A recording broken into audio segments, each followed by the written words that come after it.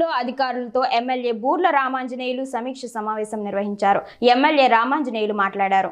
వస్తుంది మంచినీళ్ళు అయితే పట్టచ్చు, ప్లస్ కాలువలు బాగు చేయడానికి కూడా ప్రపోజల్స్ పంపించాము. అవి కూడా శాంక్షన్ అయ్యాయి. ఆల్మోస్ట్ ఒక 1 monthలో మాకు అఫీషియల్గా కూడా వస్తుంది ఆన్ పేపరు. వచ్చినప్పుడు కెనాల్స్ కూడా అందులో తూటు కాడ క్లియరెన్స్ చేసి వాటర్ నీటి సరఫరాకి ఎటువంటి ఇబ్బంది లేకుండా చూస్తాం. చేయడం ఏంటండి, మార్చో ఏప్రిల్లోనో చేసేయాలి సార్. నేను కూడా మాట్లాడాను, నెక్స్ట్ చెప్తే పెడదామని చెప్పాడు. కాబట్టి ఖచ్చితంగా మనము మార్చ్, ఏప్రిల్, మే ఈ 2 నెలల్లో కాలువల యొక్క పని అయిపోవాలి. క్యాలెండర్ అంతే. పనులన్నీ కూడా అవకతవకతో ఉంటాయి, అది మంచిది కాదు. ఓకే, మాన్యువల్గా ఎక్కడెక్కడ అయితే గుర్రపు ఎక్క తోటికాడు ఉందో అవి మొత్తం మాన్యువల్గా మొత్తం క్లియర్ చేయించేస్తాం సార్. ఒక 1 weekలో మొత్తం కెనాల్ మొత్తం క్లియర్ చేయించేస్తాం సార్.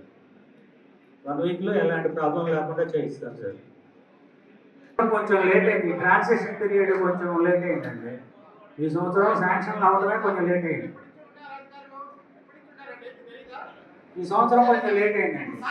రాజేంద్ర ఆగాగు, ఇప్పుడు ఆగాల ఆగాల రాజేంద్ర ఆగు ఆగు ఆగు, ఒక్క నిమిషం ఆగడిపోయినట్లు కనబడుతుంది. నీళ్లు వదులుతారు, బిల్లులు అయిపోతాయి. అది కాదు. ఇంకా నెక్స్ట్ నుంచి కాలువల మరమ్మతులు అనేవి ఖచ్చితంగా మనం వాటర్ డిస్ట్రిబ్యూషన్ కమిటీలు ఏర్పడతాయి. మన వాళ్ళకే డబ్బులు వస్తాయి. 5 లక్షలు 10 లక్షలు విడగొట్టేసి పని చేసుకుంటాం. అది ఇంకా ఇప్పుడు జరిగిన దాని గురించి కాదు. ఇప్పుడు నేను కోరేది ఏంటంటే, వాళ్ళు ఎవరైతే 3 కాంట్రాక్టర్లు ఉన్నారో రైతులు తృప్తి పడితేనే వాళ్ళకు 1 పైసా వస్తుంది, లేకుంటే రాదు. ఇది నేను సభాముఖంగా చెప్తున్నా. నేను అంతే, నేను అదే చెప్తాను. సరేనా? నువ్వు జాగ్రత్తగా జరిగింది ఆ పని ఖచ్చితంగా చేయొచ్చు. లేదంటే ఇప్పటికైనా వాళ్ళని పక్కన వెళ్ళమను, మా రైతులు దిగి మొత్తం క్లీన్ చేసుకుంటారు. ఆ బిల్లుల్లో వాళ్ళకి ఏదైనా పర్సెంటేజ్ లాక్కుంటే తీసుకొని మిగతాది వాళ్ళకి ఇచ్చారు. కాంట్రాక్టర్ లేరండి నా సిస్టంలో. వీళ్ళే చేయాలా, వీళ్ళకే లైసెన్సులు ఉన్నాయి కాదు. రేపు 10 మంది రాండి, మీకు లైసెన్సులు ఇప్పిస్తా. అదే పెద్ద పని, మందు తల్లేదు పెద్ద పని. సో కాంట్రాక్టర్లు ప్రతి ఊర్లో 2-3 తయారు కాండి. మీకు పనులు ఇచ్చేకి రెడీగా ఉన్నా. మీరు చేయరు కాబట్టే వచ్చిన ప్రాబ్లం. మా పూర్ణ ఏమనుకుంటాడు, మనకెందుకు సార్ ఈ తల్లపత్త వాళ్ళని అడగాలి వీళ్ళు అడగాలని. కానీ గ్రామం కోసం తప్పదు. 150 కోట్లు వస్తుంది, జిల్లా పరిషత్కు 150 కోట్లు వస్తుంది, మన మండల పరిషత్కు కూడా ఒక 30-40 లక్షలు వస్తుంది. అందులో ఇప్పుడు మీరు ముందుగానే ఏ పనులు కావాలో అప్లికేషన్లు పెట్టుకోండి. ఎండిఓ గారు ప్రజల యొక్క ఇంట్రెస్ట్ను దృష్టిలో పెట్టుకొని సహకరిస్తే సహకరించండి.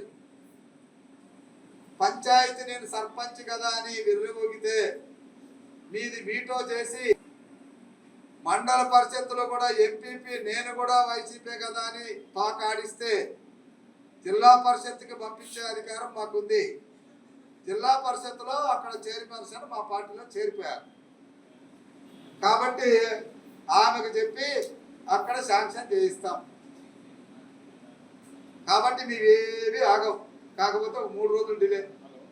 లేదు మాతో పాటు కలిసి వస్తారా చెప్పండి, మిమ్మల్ని సాదరంగా ఆహ్వానిస్తాం. అందరికీ కండవాలు వేసేస్తా, బ్రహ్మాండంగా పనిచేద్దాం. ఇంకో 30 సంవత్సరాలు వద్దా?